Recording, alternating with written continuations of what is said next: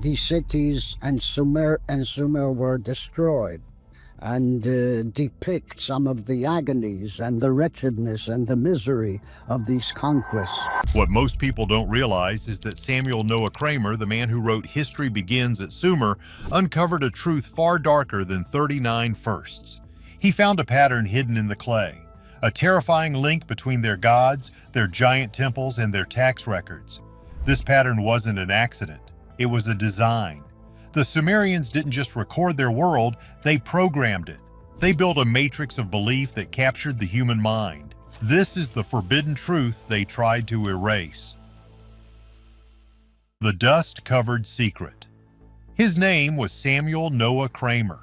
And while that name might not be as famous as some others, in the world of ancient history, he is a giant, a titan. Kramer was an Assyriologist, which is a fancy way of saying he studied the languages and cultures of ancient Mesopotamia. But more than that, he was the world's foremost expert on the Sumerians. So, here's the deal. Before Kramer, the Sumerians were basically a rumor, a ghost in the pages of history. Scholars knew about them mostly because later cultures like the Babylonians and Assyrians talked about them. But the Sumerians themselves, they were silent. Their language was dead, their cities were buried under mounds of sand in modern-day Iraq, and their stories were forgotten. We're talking about the civilization that invented civilization. The people who gave us the first cities, the first wheel, the first laws, and most importantly, the first writing. And yet they were a complete mystery. Enter Kramer. Born in 1897, he dedicated his entire life to changing that. He didn't just study the Sumerians, he resurrected them. He spent decades hunched over dusty museum trays in Istanbul, Philadelphia, and London. He painstakingly pieced together thousands of broken clay tablets, some no bigger than a postage stamp. What most people don't realize is what this work actually looks like. It's not a treasure map, it's a puzzle with hundreds of thousands of pieces, all in a language nobody has spoken in 4,000 years. The script is called cuneiform, a complex system of wedge-shaped marks pressed into wet clay. And get this, the vast majority of these tablets, maybe 90%, are boring. We mean really boring. They are receipts, lists of grain, tax records. How many goats were delivered to the temple? How many workers were paid in beer? For decades, this is what scholars focused on. They saw the Sumerians as practical, organized, and maybe a little dull. They were the world's first accountants. But Kramer saw something else. He had a unique ability to look past the shopping lists and find the literature. He was a man with the soul of a poet, and he hunted for the pieces that told a story. And he found them. He was the one who pieced together the Epic of Gilgamesh in its earliest form. He translated the world's first love song, the first proverbs, the first legal code, and the first story of a great flood. In 1956, he published his masterpiece, History Begins at Sumer. The book was a bombshell. It listed 39 firsts in human history, all of them starting with the Sumerians. Kramer single-handedly put Sumer on the map. He gave them their voice back. He became a legend. But here's the catch. As Kramer got older into the 1970s and 80s, his work took a different turn. The man who had read more Sumerian tablets than anyone else alive started to see a new pattern. It wasn't in any single myth. It was in all of them. It was a pattern that connected the boring receipts to the epic myths and the myths to the giant temples they built. He realized he hadn't just uncovered the firsts of civilization. He had uncovered the blueprint for civilization, the operating system. And the crazy part is, he realized it was a system of control. Kramer began to believe that the Sumerians' greatest invention wasn't writing. It was the use of writing to engineer an entire society, to create a matrix of belief, power, and authority that was so effective, so total, that it became the default program for almost every civilization that came after them. This was the forbidden truth. It wasn't a secret tablet, it wasn't a hidden chamber. It was a realization so profound and so unsettling that it challenges the very foundations of our world. It's a truth they tried to erase, not by destroying it, but by ignoring it, by classifying it as just religion or primitive economics. But Kramer knew better. He saw the full picture, and what he saw reveals that the Sumerians didn't just invent history, They invented the ideology that would run it for the next 5,000 years. And it all starts with the gods who supposedly came from the stars. But these gods weren't just characters in a story. They were a corporate structure, the Great Chain of Command. When you hear Sumerian gods, one word probably pops into your head: Anunnaki. Thanks to popular theories, the Anunnaki are often painted as ancient astronauts, alien beings who came to Earth to mine gold and created humanity as a slave race. Now let's be clear. Samuel Noah Kramer was an academic. He didn't write about aliens. But here's the thing. You don't need aliens for the story to be shocking. The real truth, the one Kramer uncovered, is arguably more terrifying. Kramer translated the myths. He read the Sumerian creation stories, the stories of Enlil and Enki, of Inanna's descent to the underworld. And he saw what everyone else saw: a complex polytheistic religion, a pantheon of gods who were petty, jealous, and powerful, just like the Greek gods. But Kramer, the man who also read the thousands of receipts, saw something deeper. He saw that the myths weren't just stories. They were a manual. They were an organizational chart. So here's the deal. In the Sumerian myths, everything was created with a purpose. The gods themselves had jobs. Enlil was the CEO, the god of the air and the supreme boss. Enki was the clever god of water and wisdom, the chief engineer. There was a god for cattle, a god for grain, a god for brickmaking, a god for beer. It wasn't a family, it was a corporation. And what was humanity's job in this corporation? The myths are very, very clear on this. Humanity was created for one reason: to be the workers, to be the dual, the labor force, to free the gods from having to work. Humans were made to dig the canals, plow the fields, build the temples, and most importantly, provide food and offerings to feed the gods.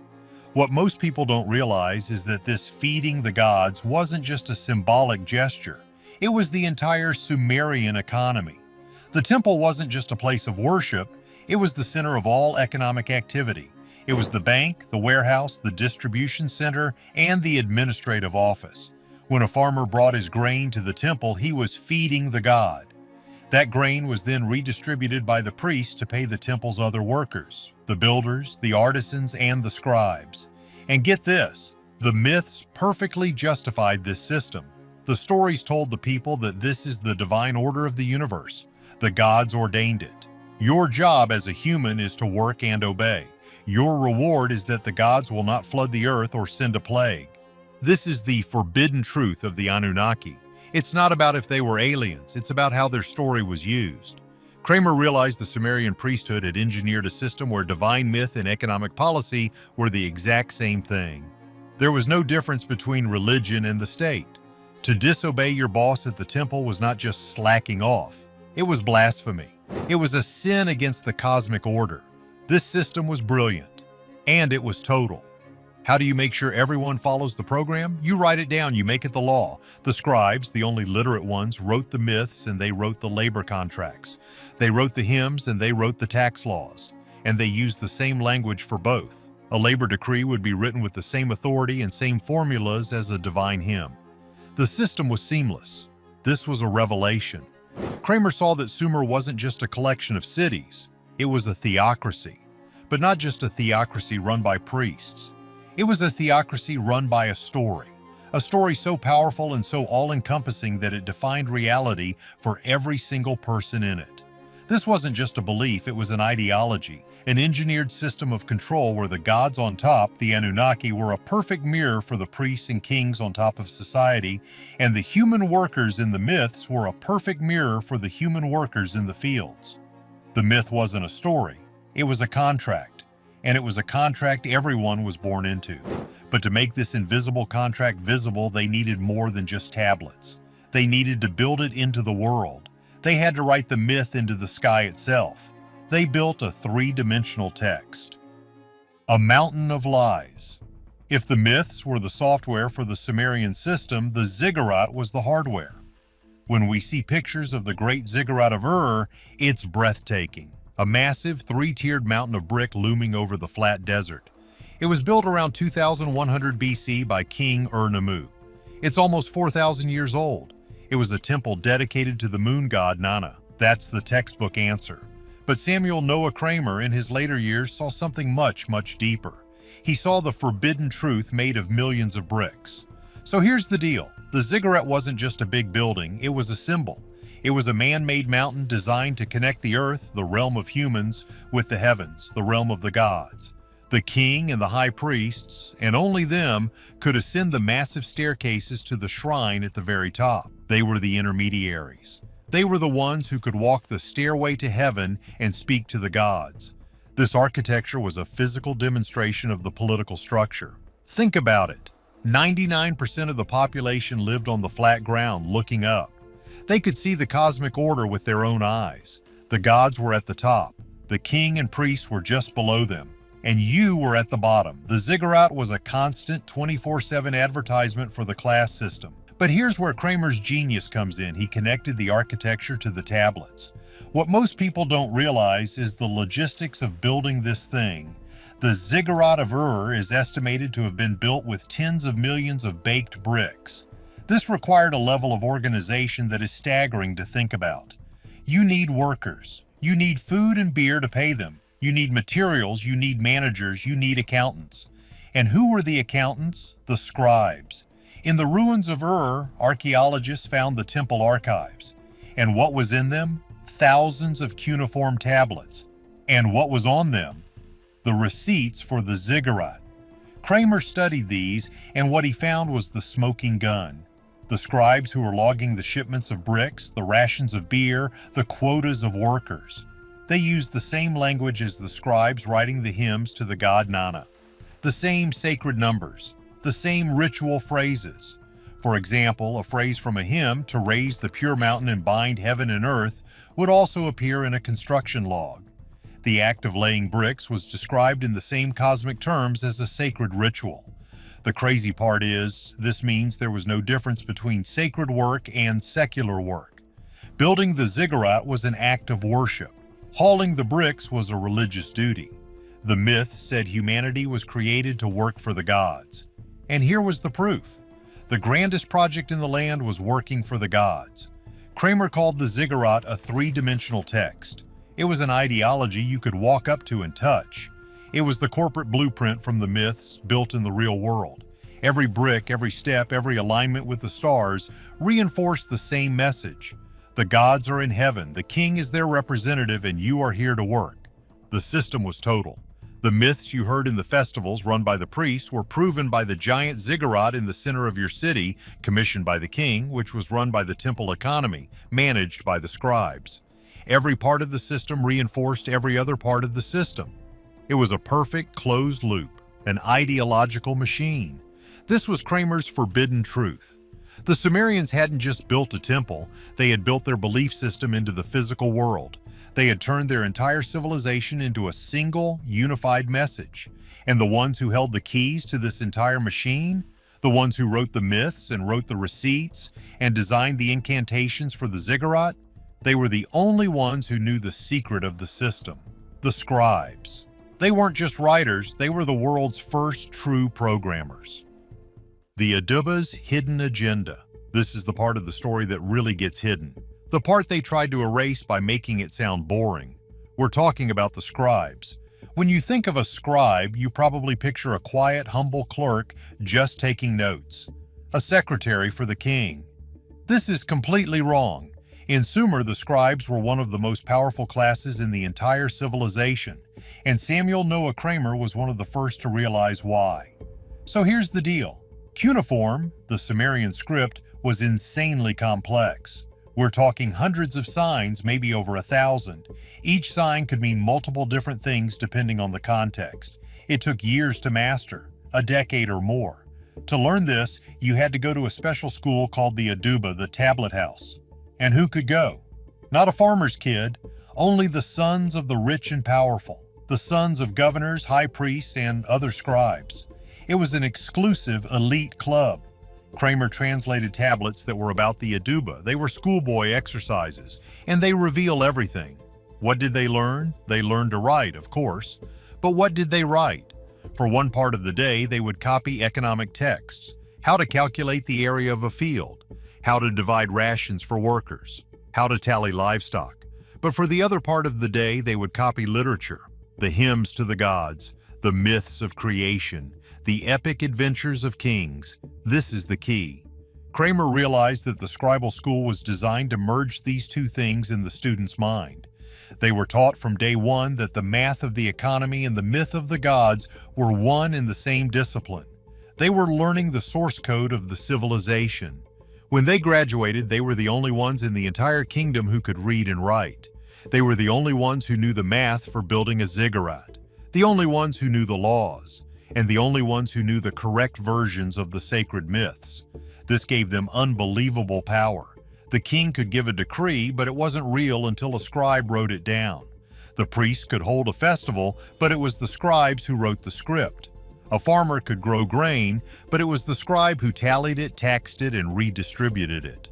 The scribes were the nervous system of the entire Sumerian body. They were in every department. They ran the temples, they ran the army logistics, they ran the royal court, they ran the law courts. And get this, because they all came from the same schools, they all thought the same way. They all used the same formulas, the Anunnaki corporate structure, the same sacred numbers, the same justifications. They were a caste, a secret society bound not by a secret oath, but by a secret knowledge, literacy. Kramer realized this was the forbidden truth he had been looking for. The Sumerians had created a class of technocrats, a class of programmers who literally wrote reality into existence. Think about it. If a scribe writes on a tablet, "The god Enlil has given this field to the temple," that statement, once filed in the temple archive, was reality. It was the deed. There was no one who could read it to dispute it. They didn't just record transactions, they authorized them. They didn't just record laws, they wrote them. They didn't just record myths, they edited them to make sure they always justified the power of the temple and the king. This was the real power in Sumer. Not the king with his temporary army, not the priest with his rituals, but the scribe with his stylus and clay who persisted across generations, the one who maintained the system. The kings would change, dynasties would rise and fall, cities would be conquered, but the scribal system, the eduba, the ideology, it endured. It was simply copied by the next conqueror who immediately saw how brilliantly it worked. This is the true legacy of Sumer, not the wheel, it's the system. The creation of a professional, literate class that uses the power of writing to manage, to tax, and to control a population by unifying economics, law, and religion into one single story. A story that most people could never read for themselves. Kramer's final warning wasn't about the past, it was about the present. The warning we all ignored. In the last years of his life, Samuel Noah Kramer was no longer just the cheerful, trailblazing academic who wrote, "History begins at Sumer." He was a man who had stared into the abyss of human origin, and the abyss had stared back. He was a man who had seen the blueprint of our world, and it haunted him. Kramer was not a mystic, he was a philologist, a man of grammar, syntax, and fragments. He had spent over 50 years of his life with his mind buried in the logic of the Sumerians. He had read their myths, their laws, their receipts, their medical texts, and their secret whining schoolboy exercises. And after a lifetime of meticulous, groundbreaking translation, he came to one final, devastating, and unspoken conclusion. This is the forbidden truth. This is the revelation they have tried to erase, not through conspiracy, but through condescension. The great Anunnaki debate, the one popularized by Sitchin, Kramer saw this, but as a symptom, not the cause.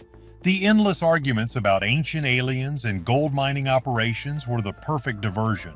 They are the magician's left hand, the spectacular distraction that keeps you from seeing the real trick being performed by the right.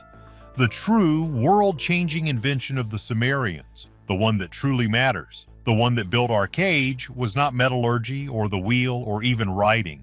It was ideological engineering. It wasn't the Anunnaki. It wasn't the gold. It was the system. Here's the deal.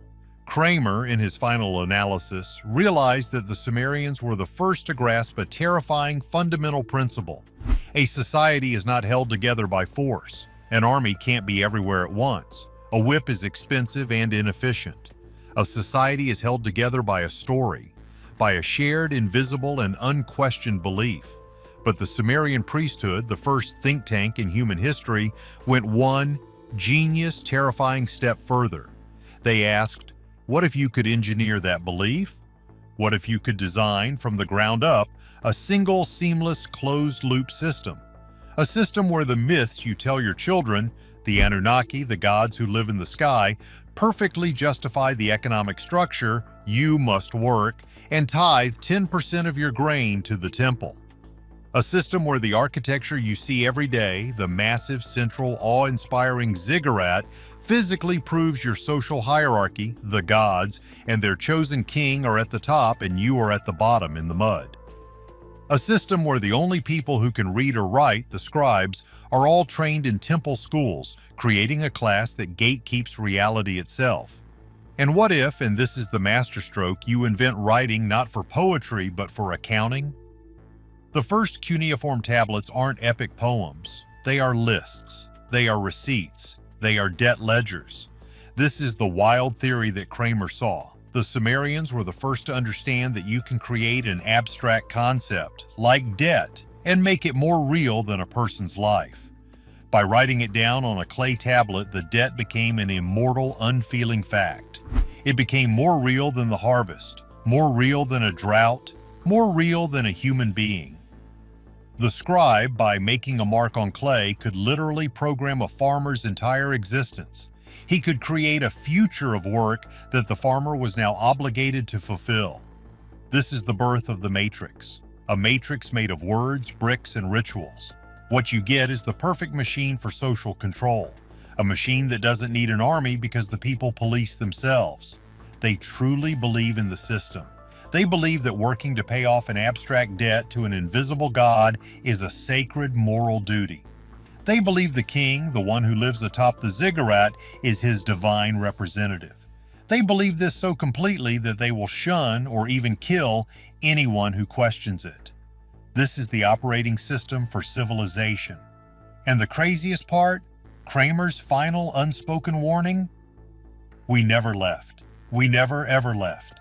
This is the truth they try to erase, not some shadowy they in a dark room, but they as in the system itself.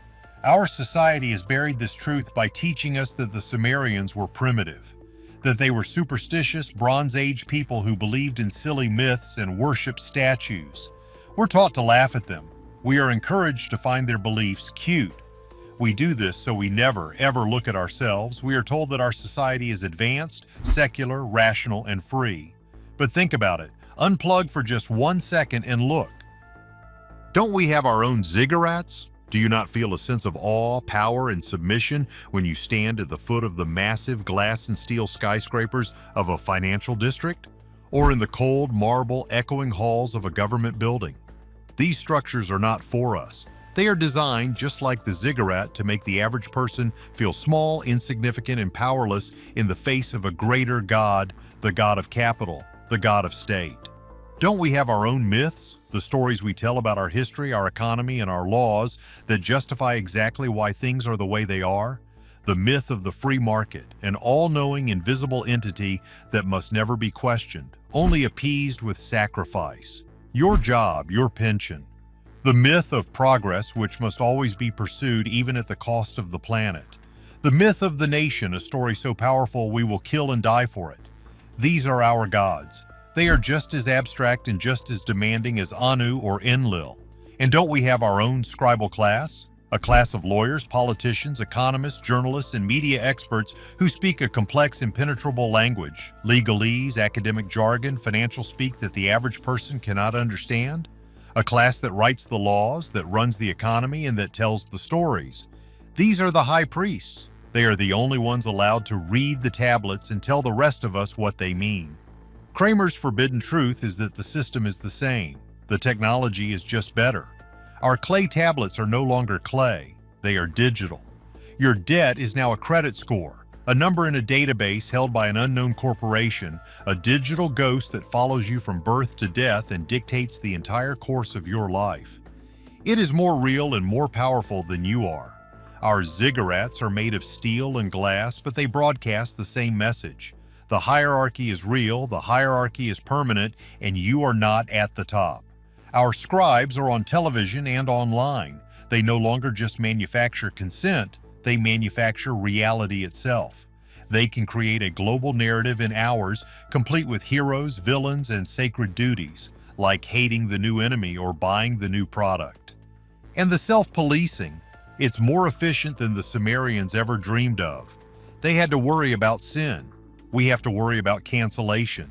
The system has trained us through social media to be a digital mob, eagerly scanning for heresy, ready to pounce on and destroy anyone who steps outside the bounds of the current approved myth. We are the willing jailers of our own matrix. This was the horror that haunted Samuel Noah Kramer. He went looking for the cradle of civilization and found the blueprint for the cage. He saw that the very idea of civilization was, from its inception, a program for control. And here is the final, wildest, and most terrifying part of his unspoken truth. No one is in charge. This isn't a conspiracy of people, it's a conspiracy of systems. The Sumerian king? He was a prisoner too. He was the chief slave. He had to perform the rituals, he had to obey the omens, he had to uphold the myth, or the system would discard him and the mob would tear him to pieces. Our modern rulers? The politicians, the billionaires, the CEOs? They are the same. They are not the masters of the system. They are its agents.